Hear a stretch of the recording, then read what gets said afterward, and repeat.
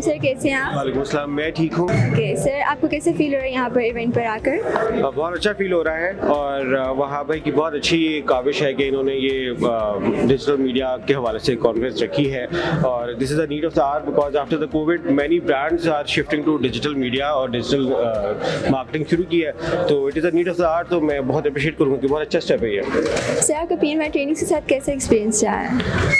मेरा बहुत अच्छा एक्सपीरियंस रहा है। मैं बहुत देर से देखा है और माशाल्लाह उन्होंने बड़ा अच्छा ग्रो किया है। एक ब्रांच से 4 ब्रांचेस हो गई हैं, तो this is a very good journey. Sir, आप कुछ सजेशन देना चाहेंगे PNY ट्रेनिंग्स के लिए? So far so good, but there is always a room for improvement. So I believe कि कुछ online webinars, live classes on Facebook, demo classes would be a great idea because LUMS का जो Center of School है उसकी भी live demo classes होती हैं Facebook पे, तो it's a good idea कि वो भी होनी चाहिए।